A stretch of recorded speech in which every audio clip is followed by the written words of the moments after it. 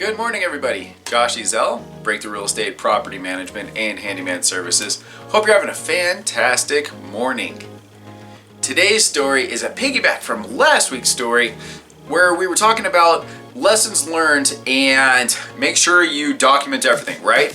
Well, I wanted to elaborate a little more about what took place with that client once we took over. Talk about a change in a career. Let's jump right in.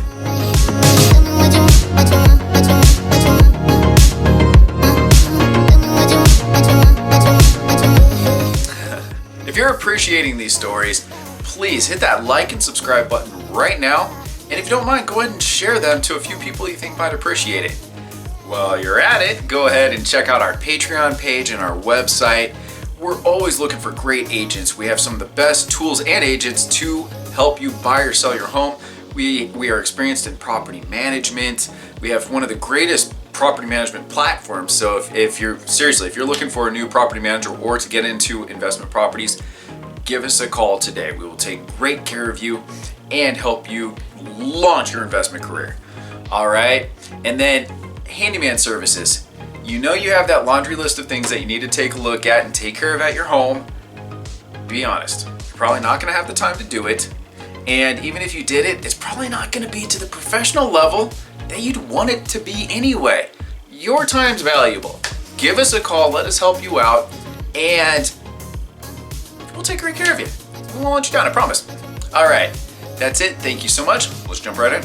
Last week, I shared about a client who was being helped by one of my best friends in my same brokerage, and him and I were like pretty much the top two competitors at our old broker, right? And we both got into sales at the same time. We both got into property management at the same time, so we were both kind of growing, right? Well, there was one year in particular where he just, boom, beat me. And it's like, what's going on here? Well, come to find out, he had this client, and they were buying about 12 homes over the course of about a year or two. And each one of these in the fall of the market was a gorgeous home. Your average home in the fall was, let's say, 70 to 150,000, right? A $200,000 home would be beautiful. This investor was buying $250,000 to $350,000 homes, which are in the nicest neighborhoods, gated communities, some of the best lots. I mean, beautiful properties. Come to find out, that was a great investment because once the market rebounded, these $250,000, $350,000 homes are now $450,000, $500,000, $600,000 homes, right? Not only that, but the market's changing, and I'm always keeping an eye on the market changing. So right around 2011, 12, I was like, multi-units seem to be a good value right now. Might be a good time to pivot since homes are going up in price. Rents aren't quite keeping up. Well, we do know what's going to happen now, huh? But rents weren't quite keeping up at that time, so I was like, let's make the switch. So I started calling all of my clients, right? This was about a year and a half, 2 years before taking over for this client. Okay, again, timing and everything is so fascinating. So I start getting my clients into the multi-unit properties. Fast forward 2000, let's call it 15.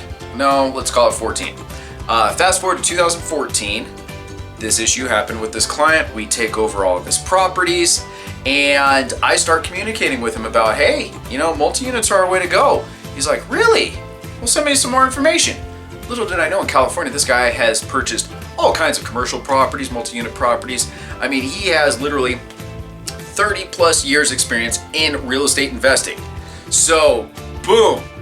Once I learned that, I am picking his brain. I'm trying to learn everything there is to know about just cap rates, tax-deferred exchanges. I mean, there's so many different ways to calculate the effectiveness of a property, how long it's gonna, your rate of returns. I mean, so many different things that you're trying to do, right? So that was my investment 101. I'd done a great job up until then for my clients, but wow, this unlocked doors and just like mind blown. So I dove in. Right? No more looking for duplexes, triplexes, fourplexes. Let's start looking for some real apartment complexes. So I start sending him stuff, and he's like, well, Josh, if I'm going to be able to buy an apartment complex, I'm going to need to sell some properties. Well, I can certainly help you with that. So boom, start listing a couple, like two at a time, two at a time, two at a time. And as we sold those were the down payments to buy these apartment complexes. So we started off with a basic 12 unit apartment complex. At that time, got a smoking good deal on it. It was $600,000, and off and running we are. About a year later, purchased another 12 unit, but this one's over in the Biltmore, and it's over $1 million. Continue that going. Start working with some other investors too, buying a 12 unit here, 14 unit here, 16 unit here, group of 4 plexes that equal 12 units, different things like that, just trying to piece together some great stuff. Well, over time, I'm getting more and more comfortable, and I'm just looking for investments. One day, let's say, this is about 2017, I think it is, this beautiful, let's not call it beautiful, but it's a beautiful investment opportunity, came across my computer. And let's just say I hadn't broken beyond 30 units at this point in time. But this apartment complex had so much potential, I just had to send it out to everybody. And I didn't think, you hope, but if you're gonna send out a 150 unit apartment complex, that definitely takes a certain type of buyer. Within an hour, that gentleman called. He's like, hey, I just saw what you sent me. It seems like it has a lot of potential. Tell me about it. And I'm telling him, I'm like, look, it's value add. I mean, it's got a vacancy that we can help. Its expenses are too high. The rents are too low. I mean, this thing has so much potential. It's got the best unit mix. Let's do this. And he's like, okay, but unfortunately, I can't do this by myself. It is a bigger property. So let me see if I can get my partner on board. I immediately put the foundation in with the listing agents. Boom, boom, boom. Fast forward. His investor is on board. So we submit our offer, and I can't believe I just submitted an offer on at this time, a $9 million complex. My largest sale before was about $2 million. So there you go. I mean, a bookagoosh, right? So we open escrow, and I will admit, this was, I mean, I've done it all before, but this is on a scale that's just massive. So we're having the inspections, we're going through stuff, we're going through the financing. Now, the reason we were gonna buy this complex is because it needed help.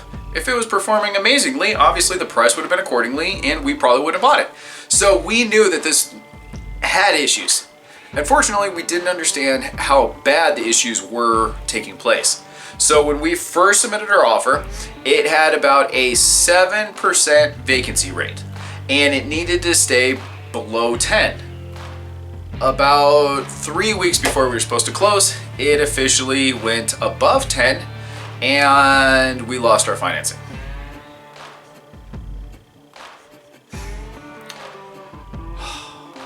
Biggest sale ever. Now we can't get financing for it. It's like, shoot, this is $9 million. Who has $9 million to spend? I mean, shoot, what are we gonna do? So I call up Joel. Again, Joel, this is my client. And I call up my client and tell him what's going on. He's like, oh man, that's not good. I don't have $9 million. All right, well, let me call my partner and let's see what we can do. Calls his partner. Don't hear back that night. Next day, again, I have hopeful thoughts, but this is probably not gonna work. I was just like, shoot, crud. So he calls me up, he's like, Josh, he's gonna go ahead and pay cash for it. What? Yeah, he's just gonna go ahead and pay cash. So, and not only is he gonna pay cash, but it looks like we go ahead and close early if you want. He's paying cash, and we can close early? He's like, yeah, we'll go ahead and do that, and then we'll go ahead and refi afterward, and it'll be a lot easier. So let's just go ahead and get it done. Whoa, hold on a second. Take a deep breath. I'm about to faint because you just made my life, sir.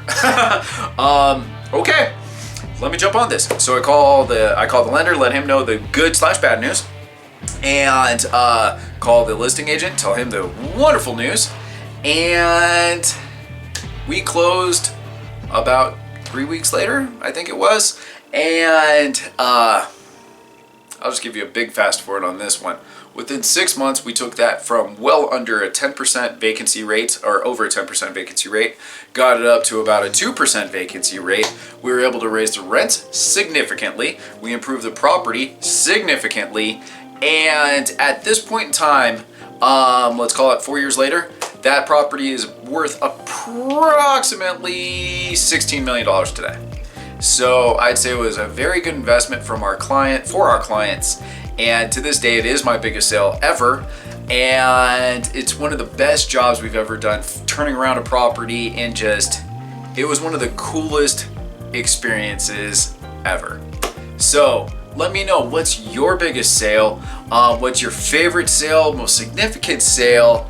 It's amazing how things work out, because if it wasn't for meeting Bob that first day at Prudential, going through training together, if it wasn't for a random golfing experience with my ex-wife's dad the first time I met him, story there, I probably wouldn't have even gotten along with Bob or had anything to talk to him about. Much less fast forward, switched brokerages, launched my property management career, helped him out, taking over for his clients, sold those properties. I mean, Jiminy Christmas, isn't it amazing how things work out? Please leave your comments and your stories below. Message me, call me. I would love to hear them, and I would love to feature your stories. All right, thanks again for watching. Hit that like and subscribe button right now, and we'll talk to you later.